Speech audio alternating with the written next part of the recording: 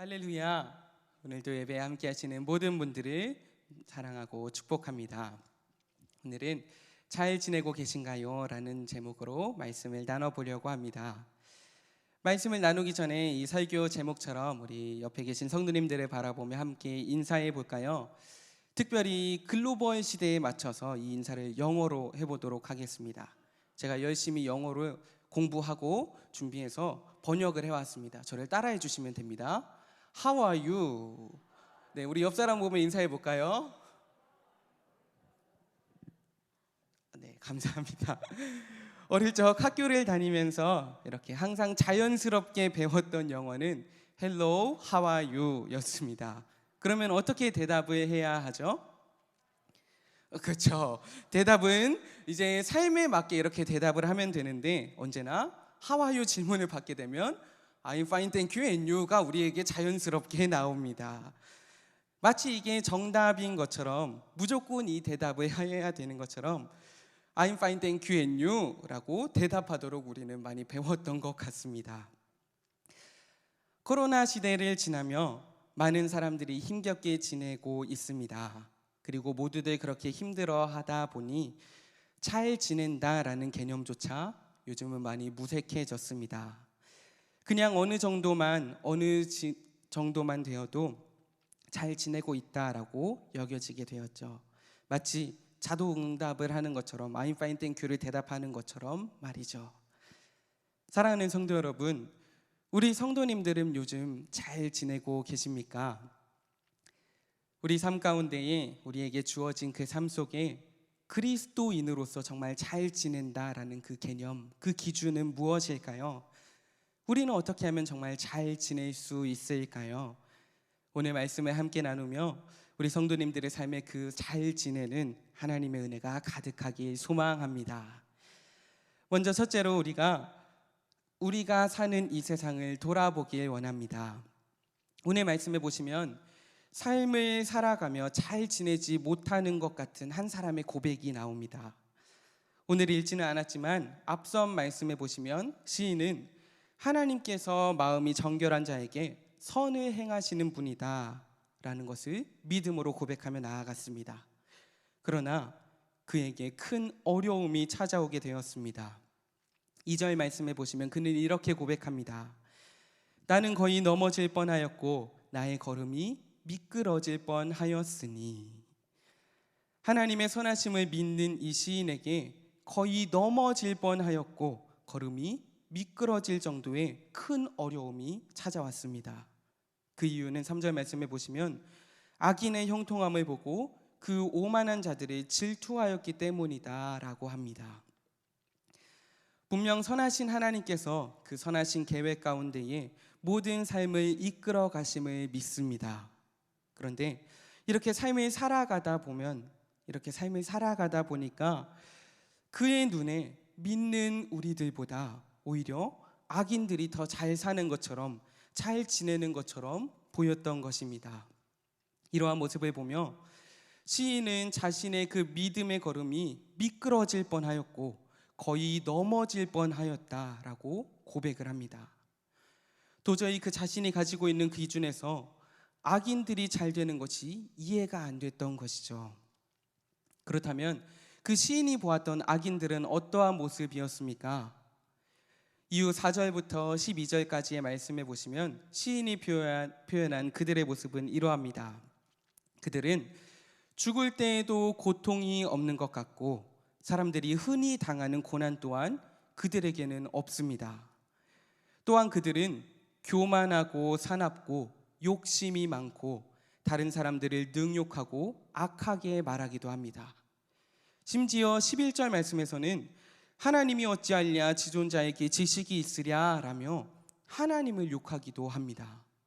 그럼에도 불구하고 이 악인들은 항상 평안하고 재물도 더욱 불어난다 라고 합니다. 우리 성도님들이 보시기엔 어떠한가요? 이 악인들이 정말 잘 살고 있는 것처럼 보이시나요? 그렇습니다. 시인이 말하는 이 악인들은 이 세상의 기준으로 볼 때 우리가 볼 때에도 정말 잘 살고 있는 듯 보입니다. 이 땅에서 사람들이 흔히 당하는 그 고난조차 없고 재물에 대한 염려도 없이 평안히 지납니다. 심지어 죽을 때에도 고통 없이 편안하게 가는 것처럼, 편안하게 지내는 것처럼 보여지기까지 합니다. 이 땅을 살면서 그리고 죽을 때까지 편안하게 사는 것, 우리도 어쩌면 꿈꾸는 그러한 형통한 삶의 모습이지 않습니까? 그런데 문제는 하나님을 믿는 이 시인의 삶, 하나님을 믿으며 따라가는 사람들보다 이 악인들이 이 형통의 삶을 누리고 있다라는 것입니다. 시인은 이러한 상황을 보며, 이러한 환경들을 보며 마음에 큰 어려움, 큰 환난이 찾아왔습니다. 13절, 14절 말씀해 보시면 시인이 그의 마음이 얼마나 괴로운지에 대해 이렇게 고백합니다. 내가 내 마음을 깨끗하게 하며 내 손을 씻어 무죄하다 한 것이 실로 헛되도다. 나는 종일 재난을 당하며 아침마다 징벌을 받았도다. 시인은 내가 마음을 정말 깨끗이 하고 열심을 다해 하나님을 믿고 따른 것이 헛된 것인가? 라는 깊은 고민에 빠집니다. 그리고 자신의 삶에 대해 이렇게 평가합니다. 나는 종일 재난을 당하며 아침마다 징벌을 당하였도다. 이 고백을 들으며 시인이 얼마나 힘겨운 생활을 하였고 또 마음이 얼마나 큰 고난, 환난이 있는지를 엿볼 수 있는 것 같습니다. 사랑하는 성도 여러분, 우리 성도님들이 살아가시는 그 모습은 어떠하십니까? 우리 성도님들은 잘 지내고 계십니까?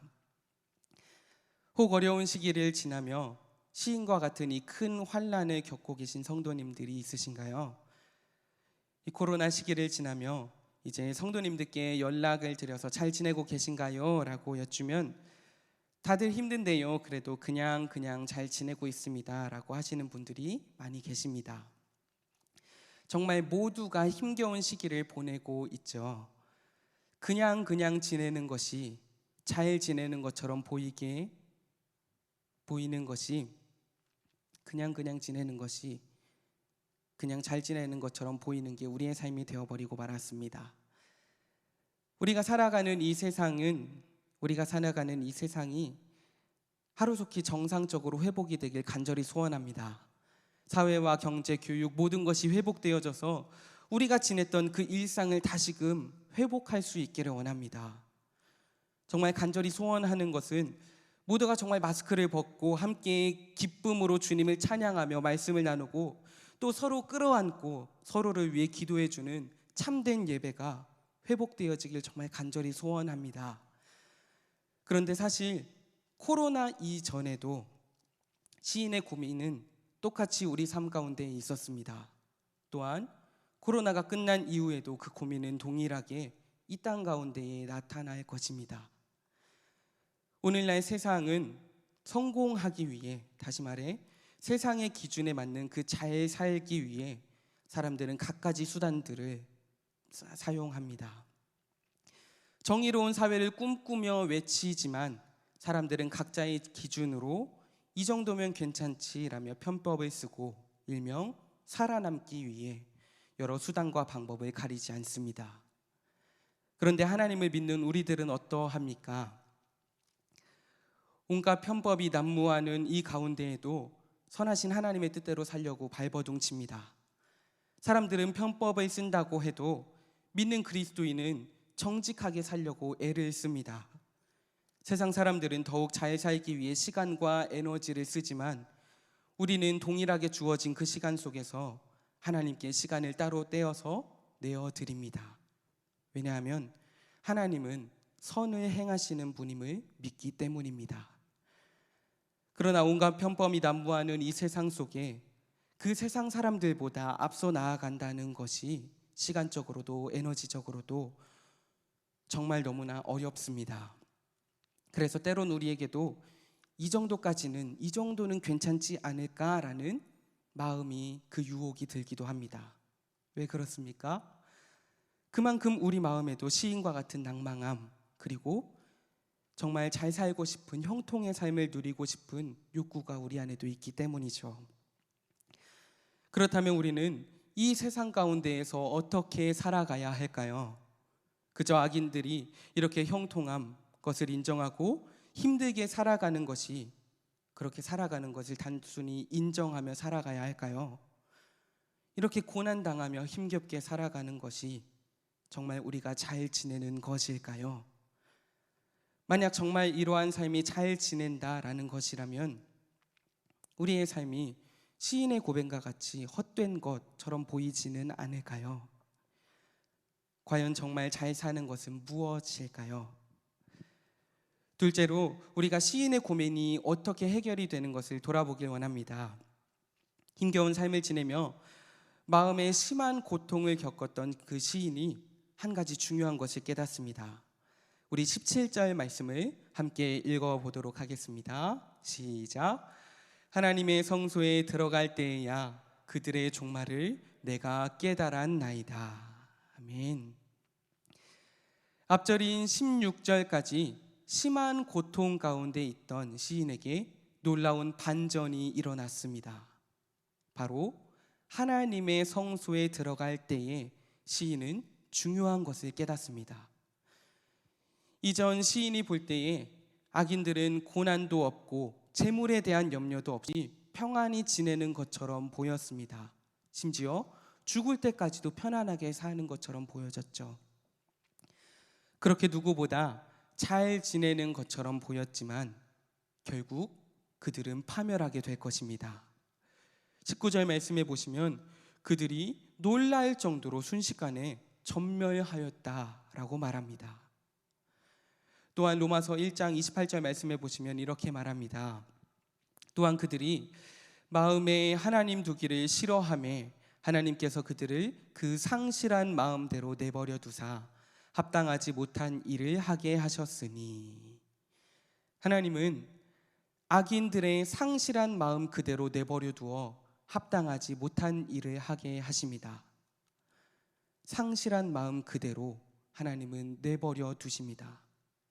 그래서 합당한 일을 그들이 할 수 없게 하시죠. 그 일들은 불의, 추악, 탐욕, 살인 등 그 일들로 인해 그들은 결국 파멸의 길, 죽음의 길로 나아가게 됩니다. 비록 그 지금 잘 지내는 것처럼 보일지라도 말이죠. 그렇다면 여기서 우리가 다시 한번 생각해 보길 원합니다.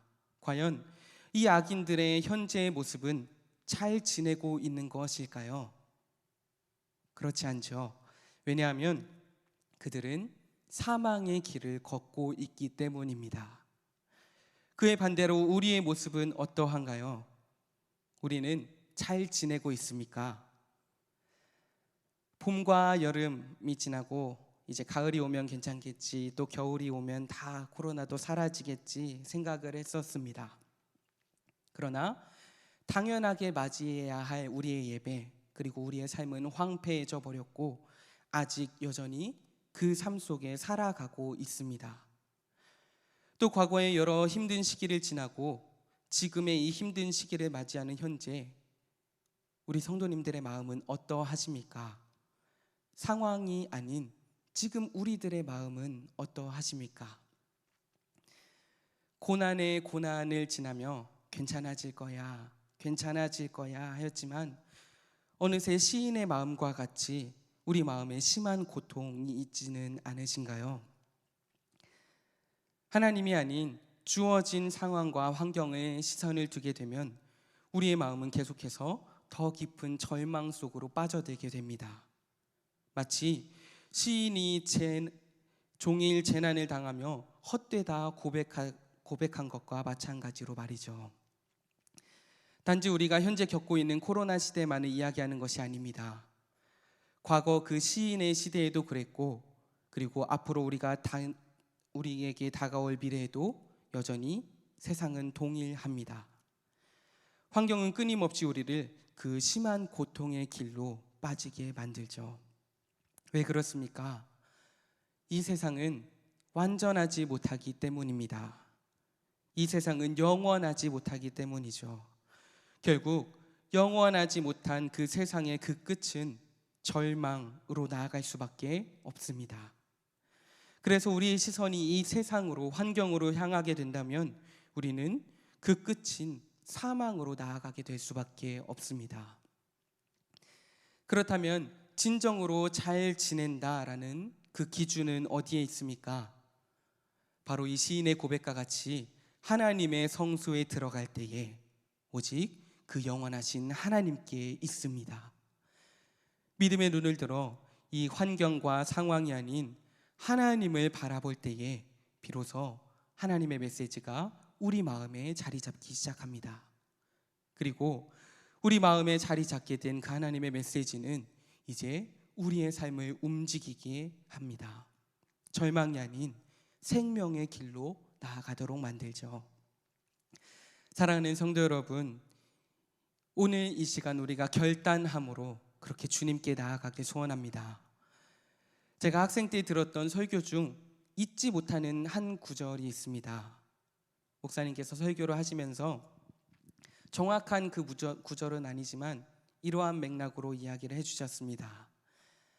잔잔한 파도 가운데 하나님 없이 지내는 것보다 폭풍우가 일어나는 파도 안에서도 하나님과 함께함이 가장 안전하다.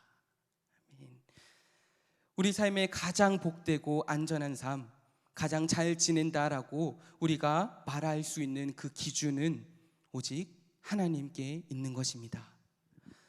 지금 내 삶이 폭풍우가 일어나는 것처럼 그렇게 보일지라도 우리가 하나님과 함께 한다면 그것이 우리 삶의 유일한 복된 삶입니다. 주님을 바라볼 때에 하나님의 메시지가 우리 가운데 들리기 시작합니다. 그렇게 주님께 나아갈 때에 참된 위로와 평안이 우리 삶에 자리 잡기 시작합니다. 이 시간 주님을 사모함으로, 주님께 나아감으로 참된 위로와 소망이 사랑하는 우리 모든 성도님들 가운데 임하길 주님의 이름으로 축복합니다. 이것을 깨달아 안 시인은 이제 어떻게 살아가게 될까요? 또 함께 결단한 우리는 앞으로 어떻게 살아가야 할까요? 우리가 이제 시인의 그 반응을 살펴보길 원합니다. 시인은 과거 환경을 바라보며 잘 지내지 못한 자신의 모습에 대해서 돌이킵니다. 22절 말씀해 보시면 내가 이같이 우매무지함으로 주 앞에 짐승이오나. 시인은 지금 자신을 무엇으로 비유하고 있습니까? 환경을 의지하며 전전긍긍하며 그렇게 살았던 자신의 모습을 짐승과 같았다라고 표현합니다. 또한 26절 말씀에서도 내 육체와 마음은 쇠약하다라는 것을 계속해서 고백합니다. 시인의 고백을 통해 살펴볼 수 있는 것은 우리는 어떠한 자입니까? 바로 환경을 의지하며 그렇게 세상 가운데 나아가는 것은 짐승과 같다라는 모습입니다. 또 여전히 우리의 마음은 연약하다라는 것입니다. 로마서 7장 말씀에도 보시면 사도 바울은 이렇게 고백합니다. 그러므로 내가 한 법을 깨달았노니 곧 선을 행하기 원하는 나에게 악이 함께 있는 것이로다. 내 속으로는 하나님의 법을 즐거워하되 내 지체 속에서 한 다른 법이 내 마음의 법과 싸워 내 지체 속에 있는 죄의 법으로 나를 사로잡는 것을 보는도다. 그리고 이렇게 고백합니다. 오호라 나는 곤고한 사람이로다. 이 사망의 몹에서 누가 나를 건져내랴. 아멘. 아무리 선을 행하길 원하지만 그 선을 행하시는 하나님을 믿지만 여전히 죄의 법에 사로잡힌 연약한 모습이 바로 우리의 모습입니다. 죄인은 그 어떠한 노력으로도 의인이 될 수 없는 죄인이죠. 이런 사망의 몹에서 누가 우리를 건져낼 수 있습니까? 하나님의 성소로 나아간 그는 이제 이렇게 고백합니다. 오늘 말씀 23절부터 25절까지의 말씀에 보시면 이렇게 고백합니다. 우리 함께 이 말씀을 고백해 보길 원합니다. 내가 항상 주와 함께하니 주께서 내 오른손을 붙드셨나이다. 주의 교훈으로 나를 인도하시고 후에는 영광으로 나를 영접하시리니 하늘에서는 주 외에 누가 내게 있으리요 땅에서는 주밖에 내가 사모하리 없나이다. 아멘. 내가 항상 주와 함께하니 주께서 내 오른손을 붙드셨나이다. 아멘. 오직 하나님의 은혜가 우리의 삶을 붙드십니다. 오직 그 하나님의 은혜가 우리 삶을 온전하게 완전하게 회복시키십니다. 아멘.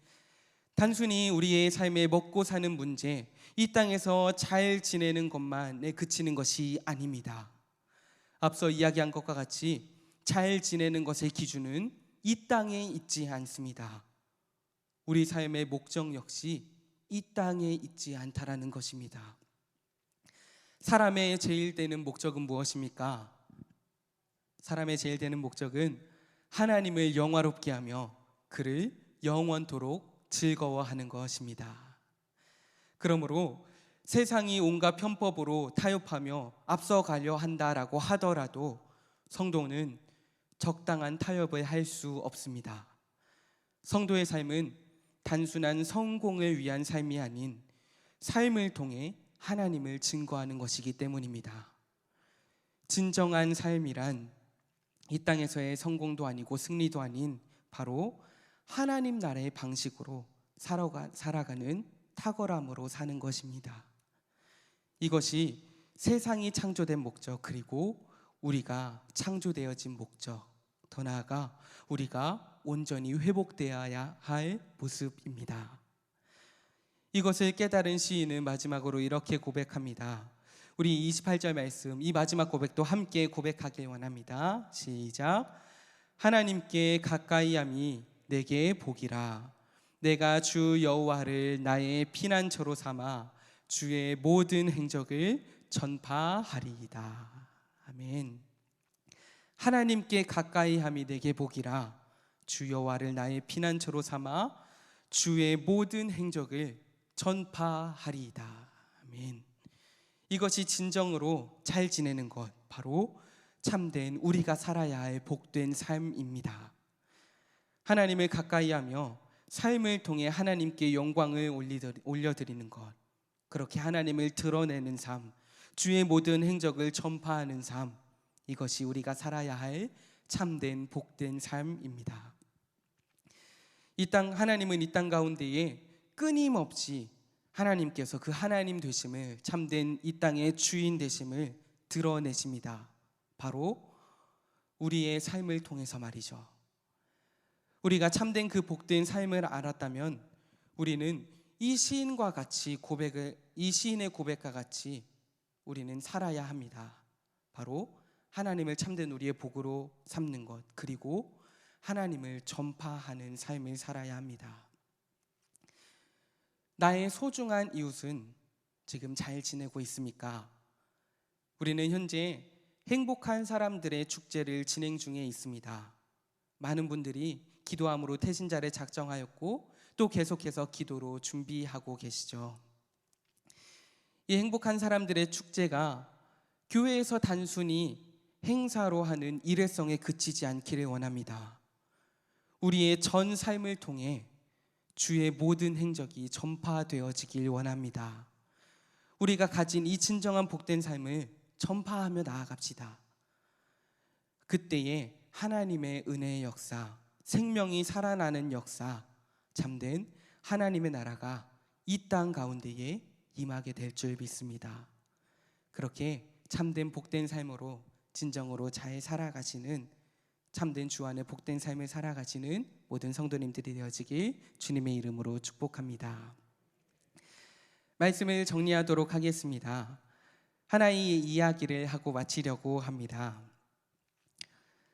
미국의 시카고의 저명한 변호사였고 린드 대학교와 시카고 외과대학의 법리학 교수이시면서 신학교 이사 및 운영위원이었던 스패포드라는 분이 계셨습니다. 세상 사람들이 볼 때 정말 잘 살고 있는 것처럼 보여졌죠. 그런데 평화롭고 이 행복한 가정에 시련이 닥쳤습니다.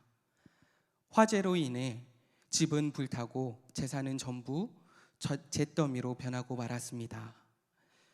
또한 그 스페포드 씨의 아내가 병약해 있었습니다. 그래서 휴양을 위해 가족들과 함께 유럽으로 출발하려고 여객선을 예약한 상태였습니다. 그러나 이 큰 화재로 인해 자신의 집뿐만이 아닌 그가 출석하던 무디 교회 또한 잿더미가 되고 말았습니다.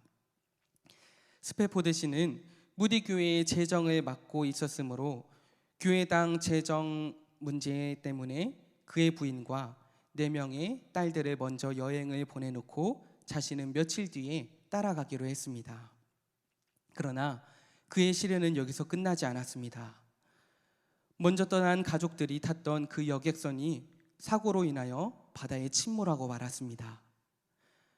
다행히 스페포드의 부인은 익사하기 직전 실신한 채 구명정에 구조되었습니다. 그러나 4명의 아이들은 모두 익사하고 말았습니다. 9일 후 스페포드의 부인은 웨일즈 카디프에 도착하여 남편에게 이렇게 전보를 붙였습니다. 혼자 구조됨. 이후 그는 아내를 데리러 서둘러 영국으로 가는 배를 탔습니다. 그가 탄 배가 비극의 그 사고의 지점을 지나게 되자 그는 아픔과 슬픔으로 밤이 새도록 하나님께 울부짖었습니다. 그런데 그렇게 기도하던 중 체험해 보지 못하던 그 평안이 그의 마음에 가득 차기 시작했습니다. 그리고 그는 그때의 마음을 종이를 꺼내어 이렇게 기록했습니다. 내 평생에 가는 길 순탄하여 늘 잔잔한 강 같든지 큰 풍파로 무섭고 어렵든지 나의 영혼은 늘 편하다. 내 영혼 평안해. 내 영혼 평안해. 사랑하는 성도 여러분, 이 스페포드 씨의 인생이 어떠해 보이십니까? 그가 정말 잘 지낸 복된 삶을 산 것처럼 보이시나요? 집과 재산은 모두 불타고 사랑하는 아이들 역시 모두 잃게 되어버렸습니다. 세상에서는 이러한 삶을 보며 불쌍하다라고 말합니다. 그러나 하나님의 은혜를 붙들며 산 그의 인생은 세상이 감당하지 못할 평안, 참된 행복을 얻게 되었습니다. 그리고 그의 믿음의 고백은 지금 우리에게까지 전해지게 되었죠. 사랑하는 성도 여러분, 저는 이 자리에서 우리 성도님들께 여러 번 질문을 하였습니다. 지금 잘 지내고 계십니까? 함께하는 모든 성도님들의 삶이 정말 온전하게 회복이 되어지길 간절히 소망합니다. 경제와 교육, 건강, 관계 등 정말 모든 메인 것들이 풀어지며 회복되어지길 정말 간절히 소망합니다. 그러나 무엇보다도 어떠한 상황 속에서도 하나님 안에 그 참된 자유, 참된 평안, 참된 복을 누리며 사는 잘됨이 우리 성도님들의 삶에 임하길 간절히 소망합니다. 환경에 따라 흔들리는 그러한 삶이 아닌 이 시인의 고백과 같이 하나님께 가까이함이 내게 복이라. 내가 주 여호와를 나의 피난처로 삼아 주의 모든 행적을 전파하리이다 라고 고백하며 그렇게 참된 복된 삶을 살아가시는 모든 성도님들이 되어지길 주님의 이름으로 축복합니다.